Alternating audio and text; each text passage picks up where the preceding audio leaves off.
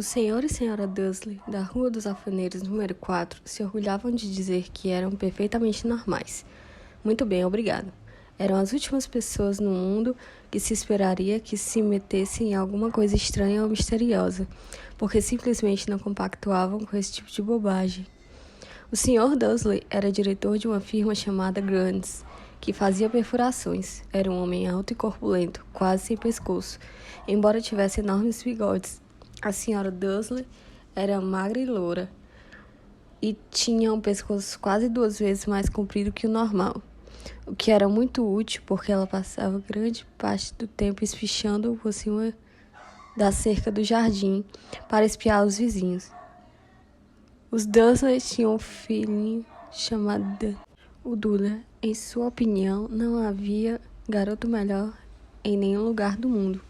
Os Dursleys tinham tudo o que queriam, mas tinham também um segredo, e seu maior receio era que alguém o descobrisse. Achavam que não iriam aguentar se alguém descobrisse a existência dos Potters.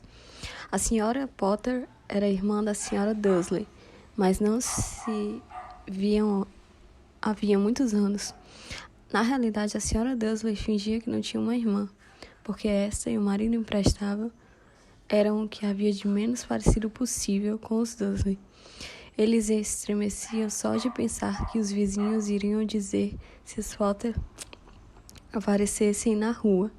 Os Dursley sabiam que se os Potters tinham um filhinho também, mas nunca o tinham visto. O garoto era mais uma razão para manter os Potters à distância. Eles não queriam que o Duda se misturasse com uma criança daquelas. Quando o senhor e a senhora Dursley acordaram na terça-feira monótona e cinzenta que nossa história começa, não havia nada no céu nublado lá fora sugerindo coisas estranhas e misteriosas que não tardariam a acontecer por todo o país. O senhor Dursley cantarolava ao escolher a gravata mais sem graça do mundo para ir trabalhar, e a senhora Dursley fofocava alegremente enquanto lutava para encaixar um Duda aos berros na cadeirinha alta. Nenhum deles reparou uma coruja parda que passou, batendo as asas pela janela. Às 8h30, o senhor Dursley apanhou a pasta e deu um beijinho no rosto da senhora Dursley e tentou dar um beijo de despedida em Duda, mas não conseguiu, porque na hora Duda estava tendo acesso de raiva e atirava cereal nas paredes. Pestinha, disse rindo, contrafeito o senhor Dursley ao sair de casa. Entrou no carro e deu marcha ré para sair do estacionamento do número 4. Foi na esquina da rua que ele notou o primeiro indício de que algo estranho ocorria. Um gato lia um mapa. Por um instante, o senhor Dursley não percebeu o que vira.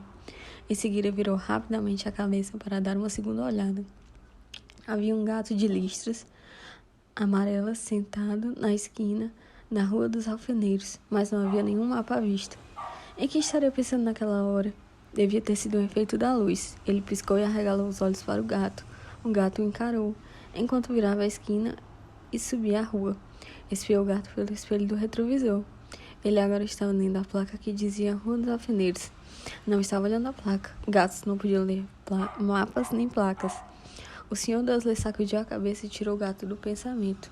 Durante o caminho para a cidade, ele não pensou em mais nada, exceto o grande pedido de brocas que tinha esperança de receber naquele dia. Mas ao sair da cidade, as brocas foram ainda de sua cabeça. Por outra coisa, ao parar no costumeiro engarrafamento matinal, não pôde deixar de notar que havia uma grande quantidade de gente estranhamente vestida andando pelas ruas. Gente com capas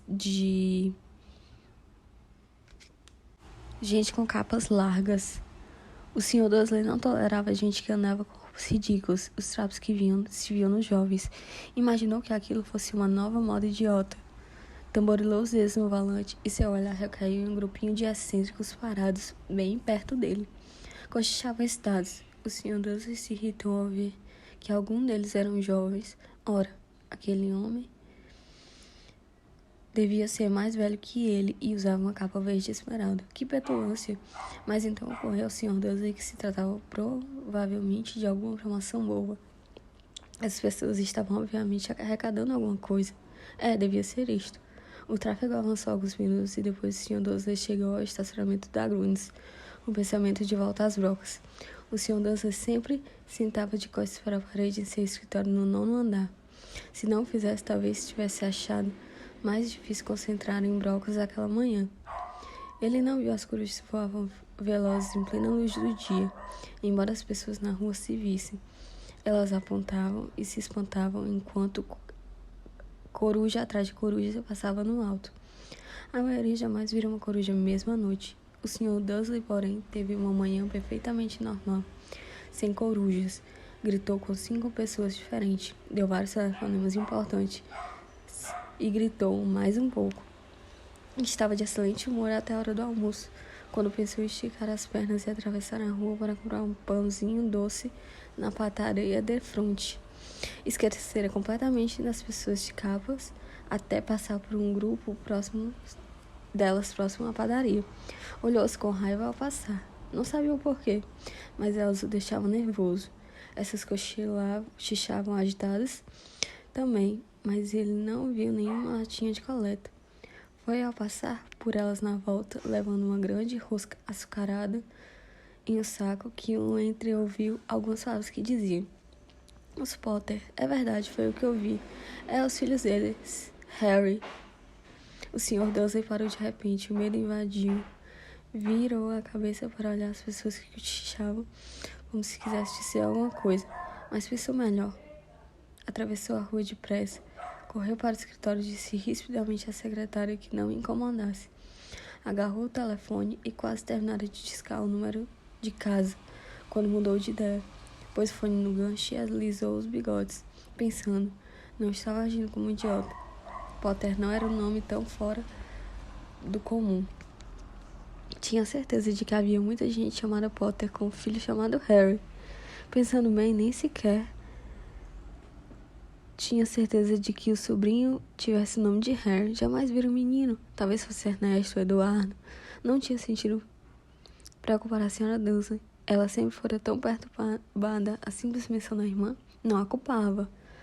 Se ele tivesse uma irmã como aquela... Mas mesmo assim, aquelas pessoas de capas... Achou bem mais difícil se concentrar nas brocas aquela tarde, e quando deixou o edifício às 5 horas, continuava tão preocupado que deu um encontrão e alguém parado ali à porta.